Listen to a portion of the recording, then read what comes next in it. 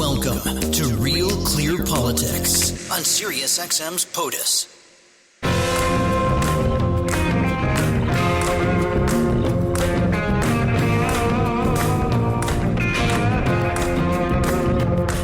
Welcome to Real Clear Politics on SiriusXM for Monday, November 4th. I'm Andrew Wallenworth, and I'm joined by RCP President and co-founder Tom Bevan and Washington Bureau Chief Carl Cannon. This is our final program before the election day, and Harris spent today in Pennsylvania. She'll end her night there tonight, Tom, while Trump held rallies in North Carolina, Pennsylvania, and is headed to Michigan. And Tom, we have some final polls to talk about, and the RCP average, which is tied. That's a dead even at 48.5 each. What is going on? Yeah, the last, well, there might be another batch of polls either, coming out later tonight or tomorrow morning. But the ones that we've gotten today show at the national level a little tick toward Kamala Harris. And, Trump was leading in the RCP average by 0.3%, then it went down to 0.1%, and now the national polls are dead tied. Same sort of thing in the battleground states. Trump is leading there in our average in those 7 states by 0.8%. That is down. That's a little closer than it was before.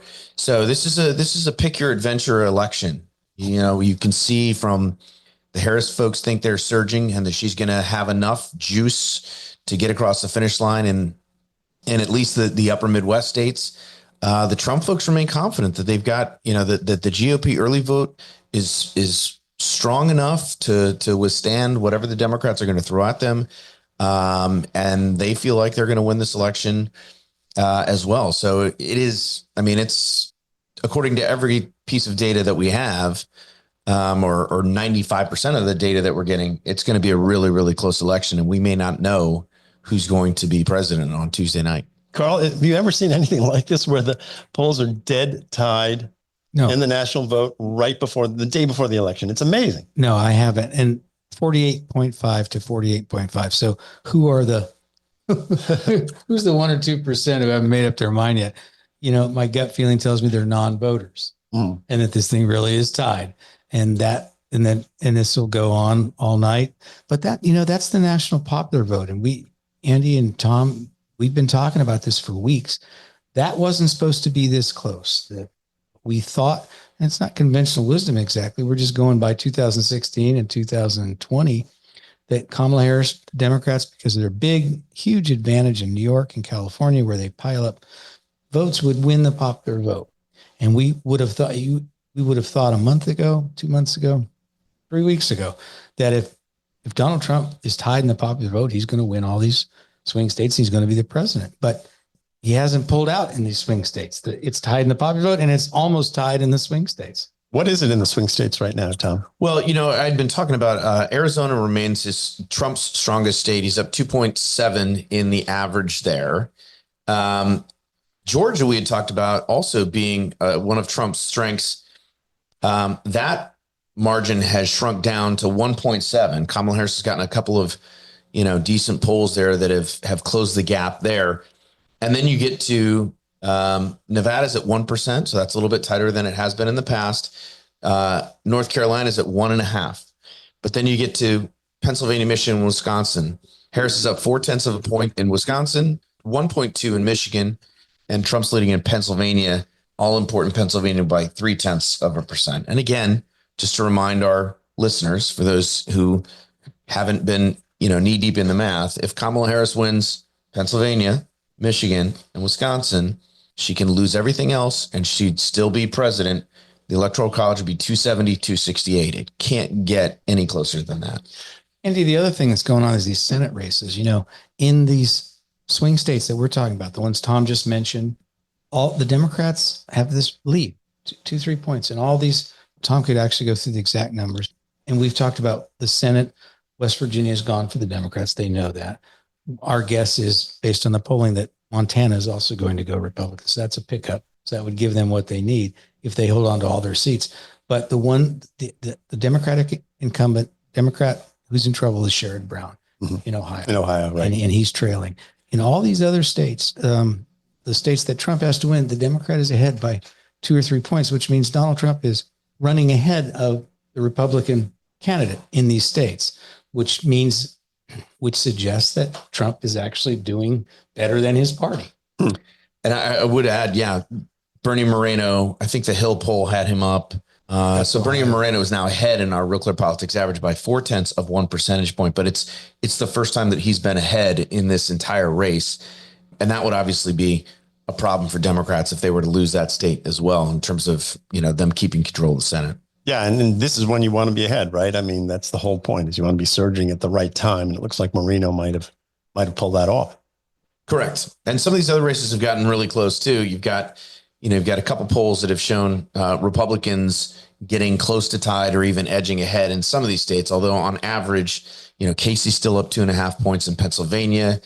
Baldwin's still up 1.8 in Wisconsin. And, Jackie Rosen's up 4.5 and Alyssa Slotkin's up about 2.9. So that's Michigan. That's Michigan. Yeah. So still small leads, but at this point in the race, for them to be ahead, given how tight, as Carl mentioned, those states are at the national level, it's a good sign for Democrats in those states. Yeah. Can you make anything in the sort of the activity just in the last 24 hours? I mean, she is in Pennsylvania. She's spending your whole day in the state there. Trump is in North Carolina, Pennsylvania, and then he's closing out in Michigan, Carl. So can we draw anything from that? I mean, is she just figured that Pennsylvania is the whole game and that's where she's got to play? Well, I think she thinks she needs to win it, and it's very close. But you can't really judge by what Donald Trump does, I don't think. I mean, he played Madison Square Garden and didn't really get good press because he kind of goes where he wants to go. But, Kamala Harris, remember in 2016, Hillary Clinton's campaign was criticized because they thought they took Michigan for granted, thought they had it, and they didn't. And she needed it. Kamala Harris hasn't taken any of these states for granted. And she spent time in Detroit over the weekend, back to Pennsylvania. She wants to win these 3 states that Tom mentioned, Wisconsin, Pennsylvania, Michigan. That's where that campaign, if you go by where they're going, that's what they think they need to win. But she's also done recent events in Georgia. Mm-hmm. And, where Kamala Harris, it seems, and this is anecdotal, but where she goes in campaigns in a state, it seems to help the ticket. Right. I mean, obviously the only poll that has gotten, or I should say, the poll that's gotten the most attention is the Des Moines Register poll out of Iowa, which was a real shock to the system, which showed Kamala Harris leading Donald Trump in Iowa. That's a state that he won by 8 or 9 points last 2 times around. It's been a very Republican state. We're going to talk to Sean Trende more in the weeds on that a little bit later in the program, because he's got, as he always does, great insight about polling and what that might mean. Look, so Democrats, this has given them a shot of enthusiasm. They think that it's a sign that she's in much better shape than any of these other polls show. And they're feeling, consequently, over the last 24, 48 hours, feeling a lot better about their position. Now, is Kamala Harris going to win Iowa? I would argue probably not. But I think what has Republicans concerned is, did Ann Selzer, is she directionally right? Is she touching on something that other pollsters are missing? And she's given a couple interviews about this, explaining, her findings. And most of it came down to the fact that sort of older women seem to be breaking more than 2-1 for Harris. And she and others have attributed that to the abortion ban in Iowa that was instituted and is now law there. And this could be what's driving that. And if that is true, again, even if she doesn't win Iowa, if that's true, then that would be a good sign for her in Michigan and some of these other states. And so we'll see. There's an ad running in Virginia, I think in the 7th district. Mm-hmm. Where, it's a woman who's not of childbearing age, and she's a former Marine. And this is what she talks about, Tom.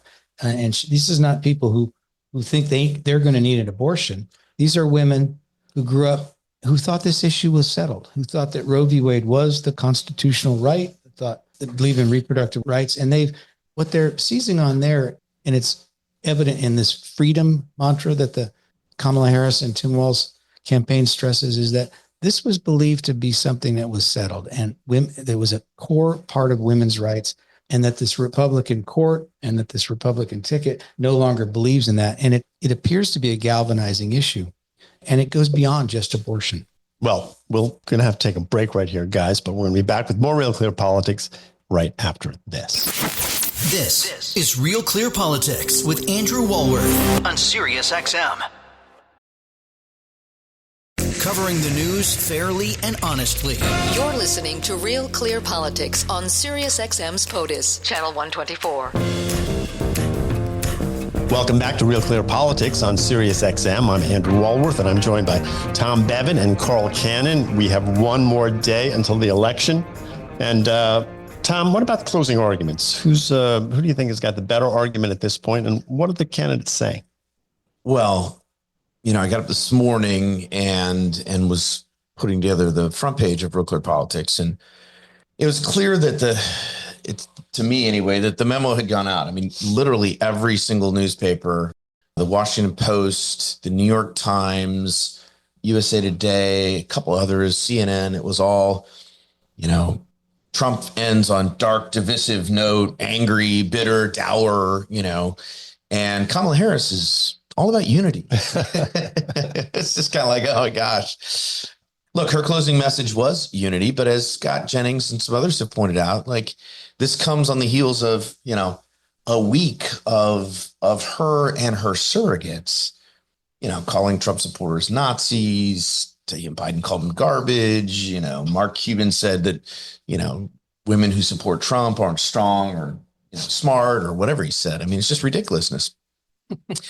And now she's going to unify the country, and that's her uplifting. I mean, I get it. You want to finish on a positive note. These campaigns, this is kind of the tradition of how they always run, right? It's like scorched earth, then unicorns and butterflies to finish. And that's kind of what she's doing. And Trump is being Trump. I mean, he's saying stuff that is being filtered through the media lens as being, when he said I shouldn't have left the White House, and suddenly that's, he's promising another coup. And, so Trump can't help himself. He can't speak in a way that doesn't allow for his enemies and folks in the media to sort of cast that in the worst possible light. Because I think Trump actually has been, when you look at some of his rallies, he kind of has been a joyful warrior. He's out there dancing and doing golf swings and having a pretty good time. But again, it's portrayed as, he's closing on this sort of dark, American carnage vision or whatever. And that, I don't think that's representative exactly of what he's doing, but nevertheless, that is what the coverage is. Carl, what do you think?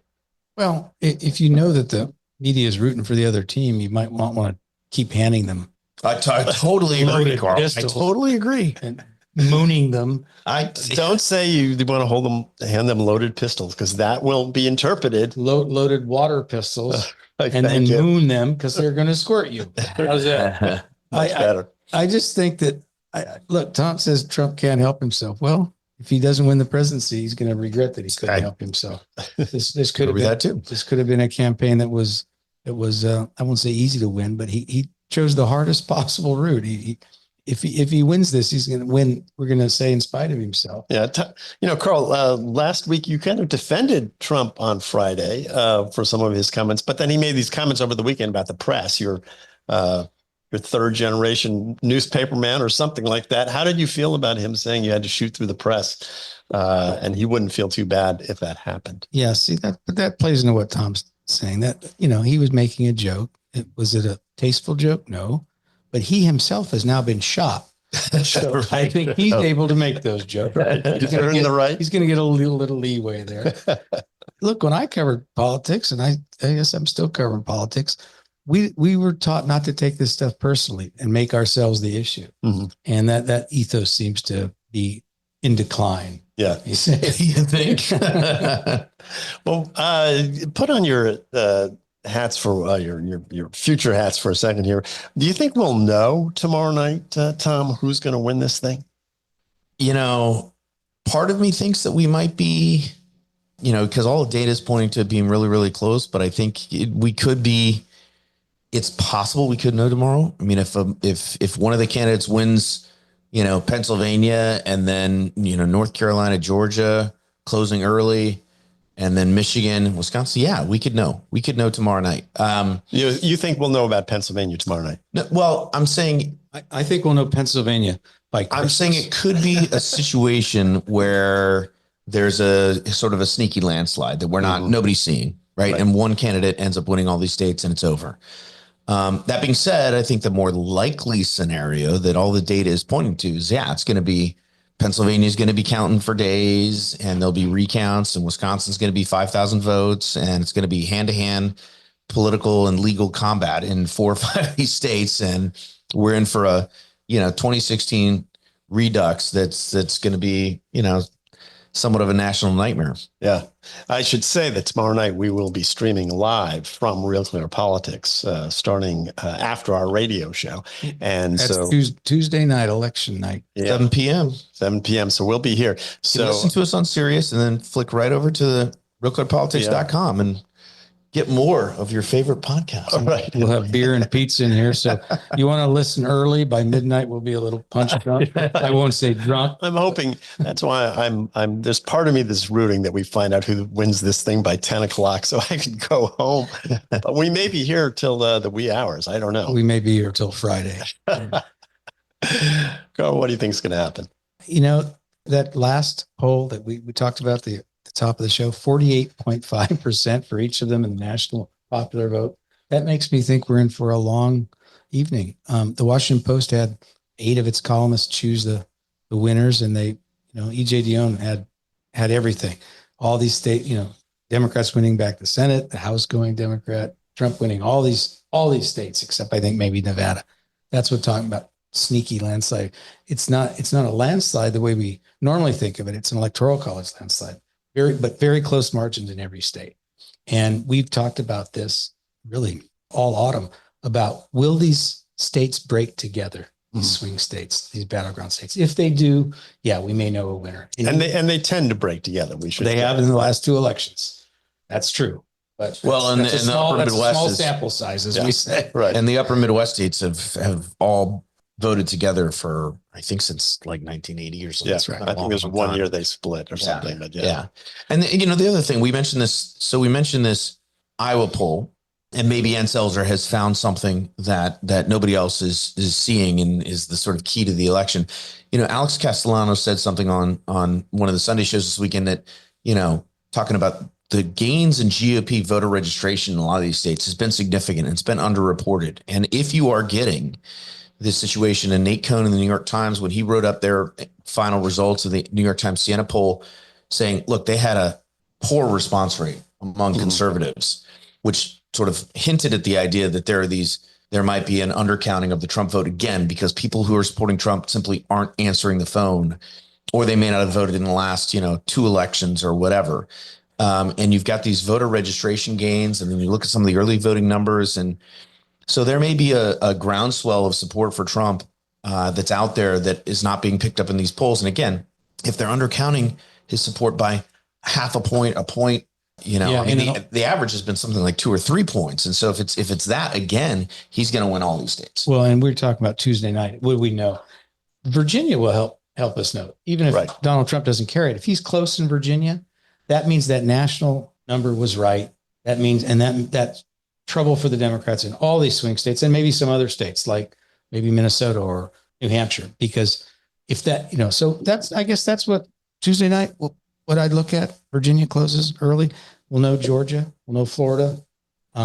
Florida, we thought it was a swing state in 2016. We're not counting it that way this time, but those are the states that'll tell us, I think, give us the early glimpse of what's happening. Well, my favorite black swan scenario, as you guys know, is that Trump wins the popular vote narrowly, but loses in the electoral college. Yeah. Andy, that would be wild. If that happens, I will buy you and Alex dinner at the Palm. What about me?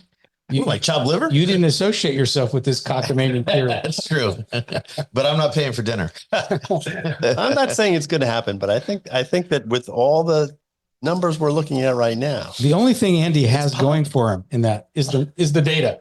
Yeah, right. I mean, it's not a zero chance. I agree. It will be stunning.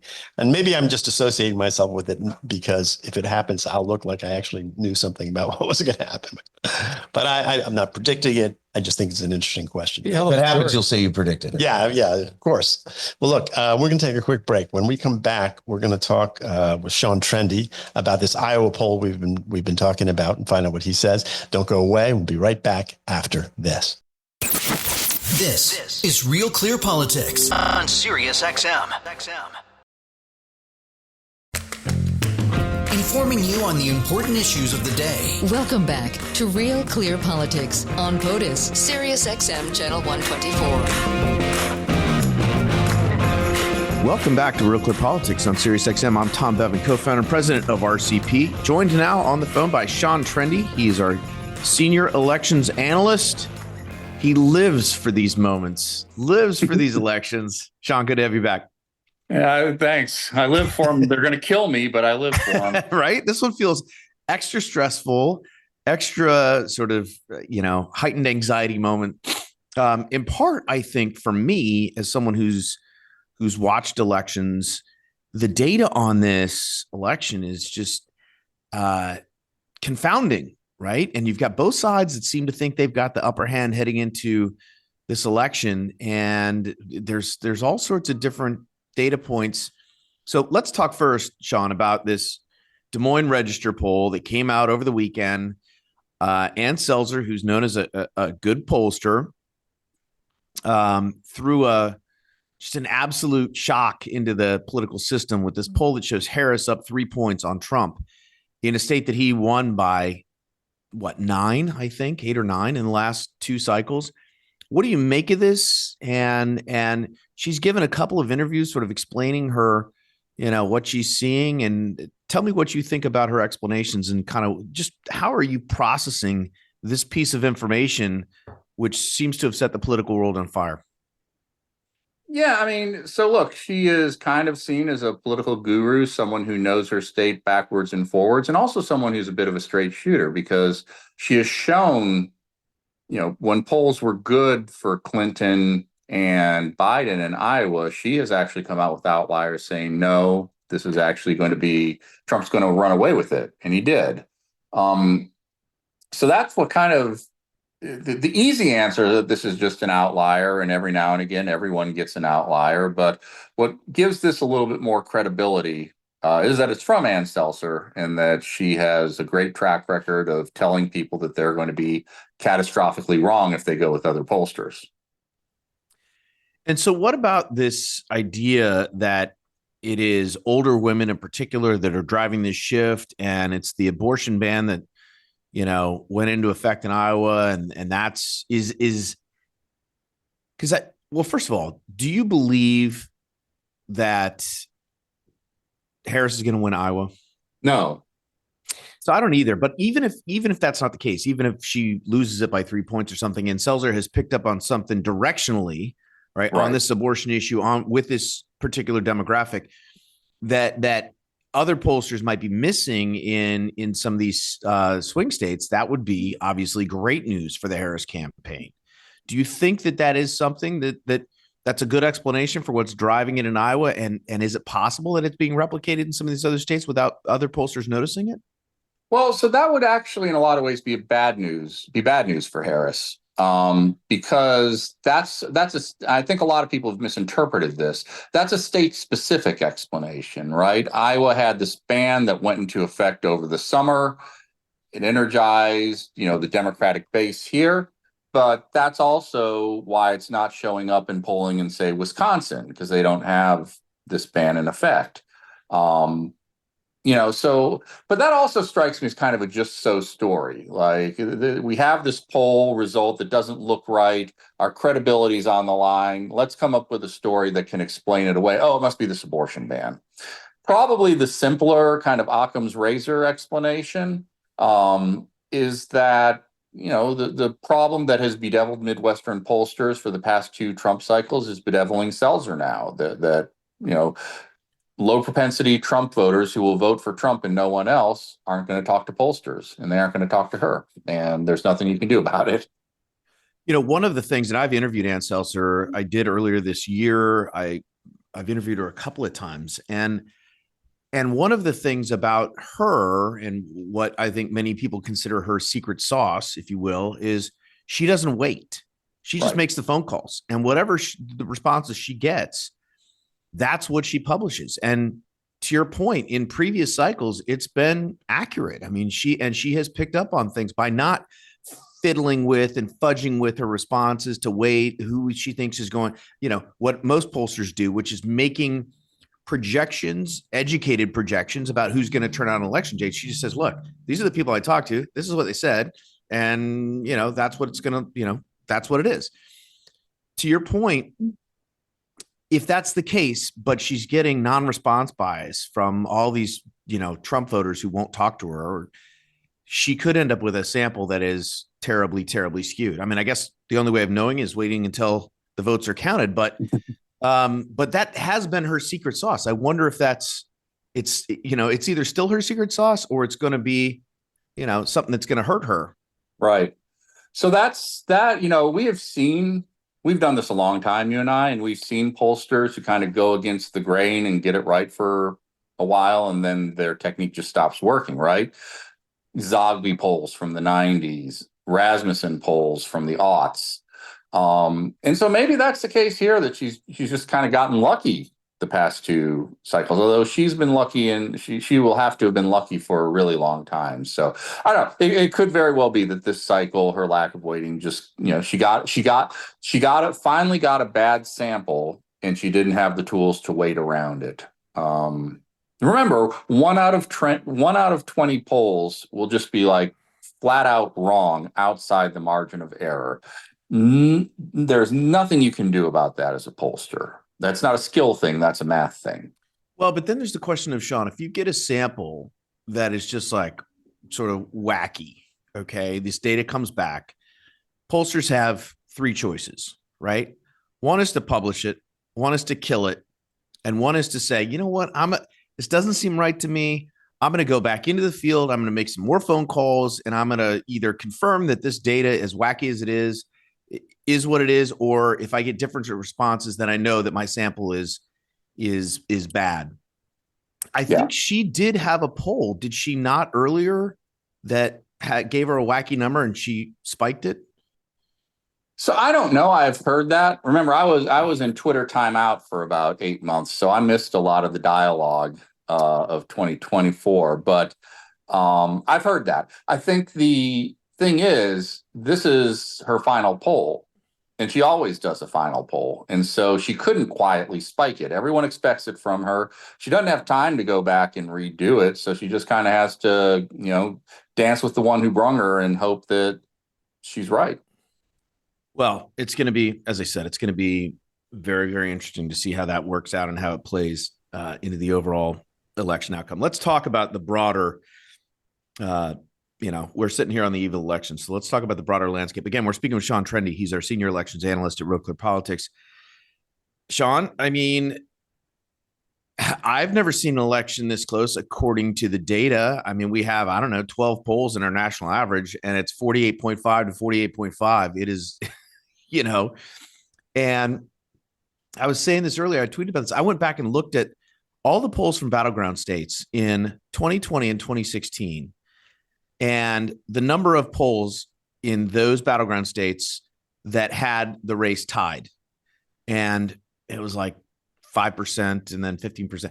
This year, it's 4 to 6 times anything we've seen in the past 2 cycles. We have an inordinate number of polls that are absolute ties, which brings into this idea of herding, and the pollsters are, maybe they're uncertain. And so they're fiddling with the data a little bit to get to right where they, it's a safe place to be if it's going to be a 1-point victory either way.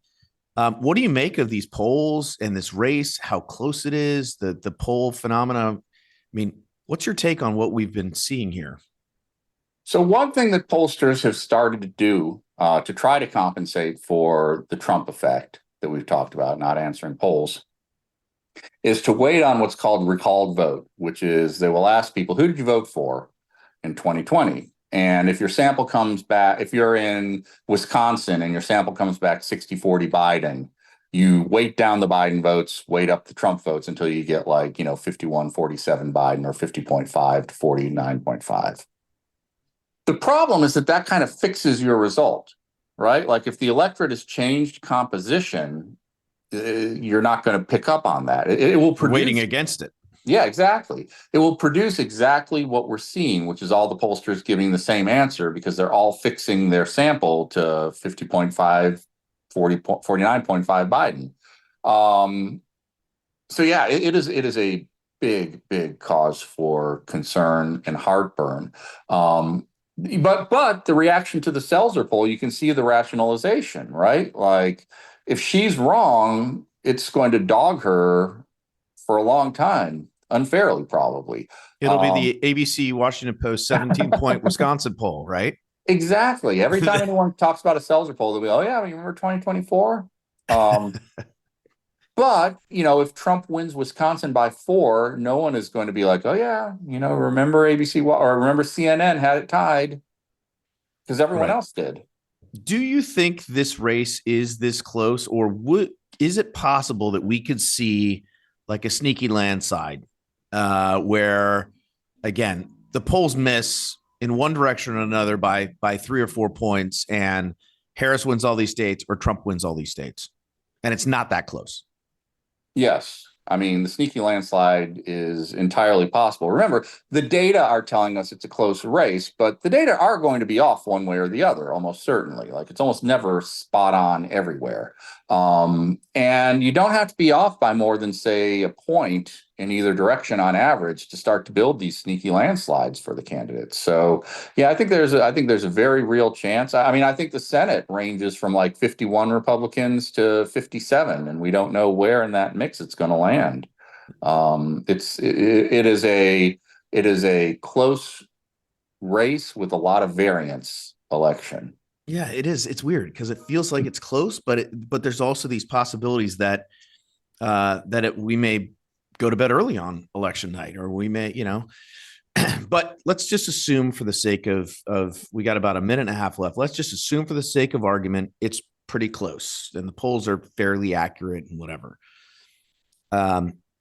What sort of like dystopian nightmarish landscape are we in for on Wednesday and Thursday and Friday and potentially for weeks? I mean, how do you see this potentially playing out? I mean, it'll be a nightmare. It'll be an absolute nightmare. And possibly a disastrous one if it's a nightmare that has to be settled in court.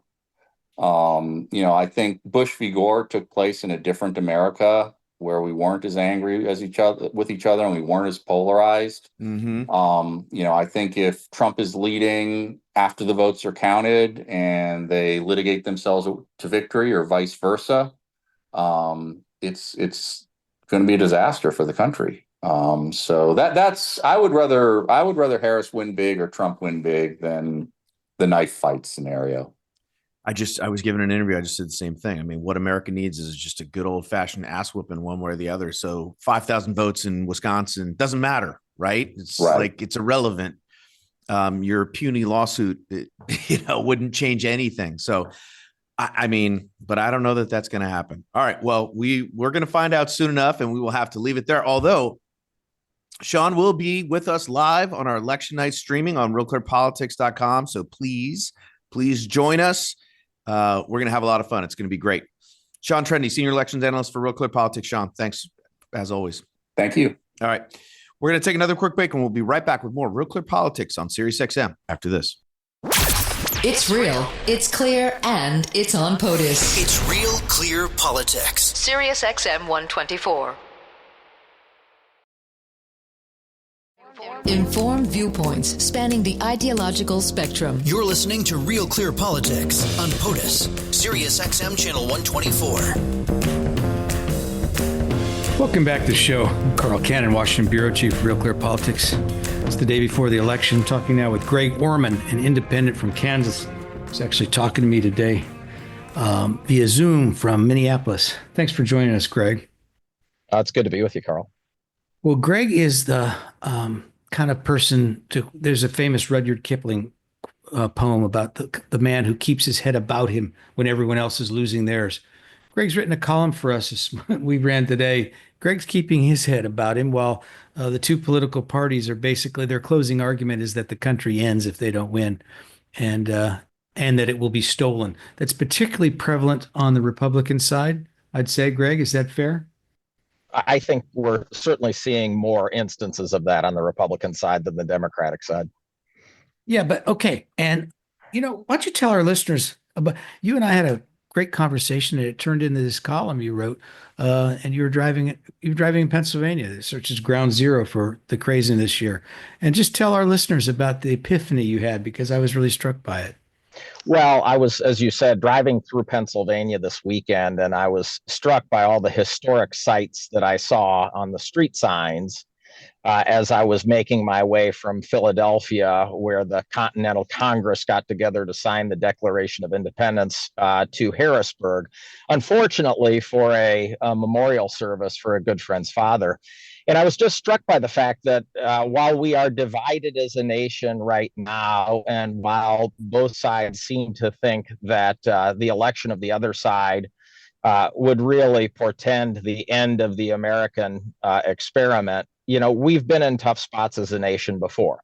Valley Forge was one of the sites that I drove past, and Valley Forge, as you know, is the spot that the Continental Army really went after having lost New York, New Jersey, and Philadelphia to the Redcoats, and really went to regroup in the winter of 1777, 1778. And leaving Valley Forge, they really, while they had a few setbacks, they really never lost another major battle in the war and ultimately secured our freedom from Britain 5 years later.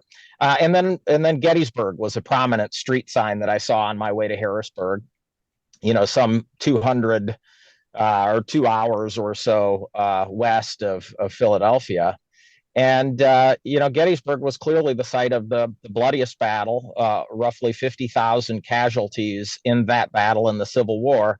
And yet it was a real turning point as well. It was arguably that July 1st date in 1863, when the battle started. It was, Robert E. Lee's attempt to invade the North and bring an end to the war. And with that, it would have allowed the South to secede, and we would have been two nations and not one nation under God. And so we've been in dark spots before. And I understand that there's some concern that we're there again, but this nation has always found its way through, in large part based on the strength and the durability of the American people. And I think that's what will happen again. Well, but is there still a danger of these political parties talking the way they're talking? Kamala Harris' closing argument is that Donald Trump is a Nazi and a fascist. Trump's been saying for months, well, weeks, that she's a communist, and if he loses and the Democrats run the country, we don't have a country. I hear you, Greg, and I tend to be. You and I are fellow optimists, but I find that the election of 1860 was one in which half the country did not accept the results. That's what led to the Civil War. Now, we don't think of it that way now because we now think the Civil War probably had to be fought and the slaves had to be freed. But we don't have these monumental issues over us like that. Now, we these two political parties, you've run against both of them. You're an independent from Kansas. You've faced the wrath of each party and the wrath of the duopoly, like to keep out people out who don't just kowtow to their mutual special interest groups. But I guess I'm worried in a way maybe that I haven't been before. Talk me out of it. Well, I understand that right now the rhetoric is significantly more extreme than it was 10 years ago when I ran for the United States Senate. But one of the things that I did as an independent running for the U.S. Senate was I had the real opportunity and privilege to talk to Kansans from across the political spectrum. At a rally for a Democrat or a town hall for a Republican, generally you only have people there who are either Democrats in the case of the Democratic rally or Republicans in the case of the Republican town hall. When you run as an independent, you get people from across the political spectrum who are just fundamentally dissatisfied with the choices that we have today and with the way our government is running today. And the thing that really struck me being in those rooms with people from across the political spectrum was how much in common they genuinely had. And even when they didn't initially share the same point of view about an issue, they ultimately were able to talk to each other in a way that led to common ground. And so I think the American people are far less divided than the extreme rhetoric that we're getting from both sides would lead one to believe. And my hope is that after this election, we can in some ways turn the page on that extreme rhetoric. And, depending on who wins, really get us back to a spot where we start focusing on solving problems, improving the lives of the American people. But I do believe, and again, I put my faith in the outcome here on my faith in the American people that I was really able to see up close campaigning twice throughout the state of Kansas.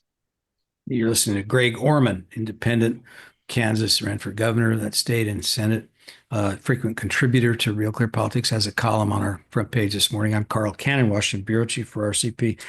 Greg, if the fever breaks and this election's over, and I hope you're right about it, and I do expect, I expect you're right. Like I say, you and I see these things very similarly, which is why we're friends. But one of the reasons we're friends, you're also teaching me how to golf, which I appreciate. But what about the independent movement? I had high hopes for Bobby Kennedy Jr., the son of Robert F. Kennedy. He didn't pan out the way I'd hoped. He made an idiosyncratic choice for his running mate. Some of his past statements about vaccination and other things kind of compromise his chances. But what would it take for the American people to really have a vibrant third choice? I argue, and I know you agree with me, that it would help both political parties. It would actually help them to have something in the middle, but that's inexact. But just on a third way, an alternative candidate. How do we create the environment that's possible? Well, I spoke a little bit about this in the column. When I ran in 2014, the pre-election polls had us winning that race. And for me, winning that race was really about the people of Kansas sending a message to partisans everywhere that you can't go to Washington, D.C. and hide behind your party label. You actually have to solve problems for the American people. And I actually think there's one campaign out there right now that's working on doing that same thing, and that's Dan Osborne's independent Senate campaign in Nebraska. He's running against Deb Fischer, a two-term Republican. She's largely avoided debating him. In fact, she's avoided any sort of real public appearances in Nebraska. And polling demonstrates that the people of Nebraska are really responding to Dan's message of putting people over parties and ultimately working to create a real independent voice in Washington, D.C. So I do believe that both parties would benefit in a way that they would ultimately start focusing on solving problems and not just hiding behind their party labels if we had a real third force in our politics. And I think you're seeing a guy like Dan Osborne potentially prove that in Nebraska. If Osborne won, is there any chance he would partner up with Angus King, who says he's an independent, but he's always with the Democrats? But that's because he's got nowhere else to go. What if you had him and maybe Susan Collins, Lisa Murkowski? Could you get a critical mass of 3 or 4 senators there who, in a closely divided Senate, could, like I say, help both parties by keeping things honest and keeping them real and getting some of these issues, in weeding out the special interest groups of each party and do more like, what problem solving, what the American people would really like. Well, and that was what we were trying to accomplish in 2014 with what we called the Senate fulcrum strategy. The belief was if you could get enough United States senators elected who were independent so that you could deny either party a majority, you could help set the agenda in Washington, D.C. Angus King actually said it himself. He said, I'm just one senator, but imagine if there were 10 of me. And so I do believe if the people of Nebraska decide to send that message loud and clear that they deserve better than what they're getting today, and you have people like Senator Murkowski in states that have a Final Four voting system with ranked choice elections so that they don't have to run through partisan primaries, you could very easily see a coalition form that would get the Senate back into the business of solving problems for the American people. And I think that would be really powerful. And I'd love to see Dan do it and go to Washington and try to get that done. Well, that's going to do it for us. You may have detected that you heard Greg's our last bit there, the last cue, the last section where we're talking about Nebraska. His sound was a little different. His iPad quit on him, but Greg is a person, he's a trooper, and the show must go on. That's how we feel here at Real Clear Politics. We'll be back tomorrow at the same time, 3 p.m. California, 5 p.m. where Greg lives in the Midwest, and 6 p.m. here in the East. So tomorrow's election day. See you then. The Politics of the United States. This is POTUS on SiriusXM Channel 124.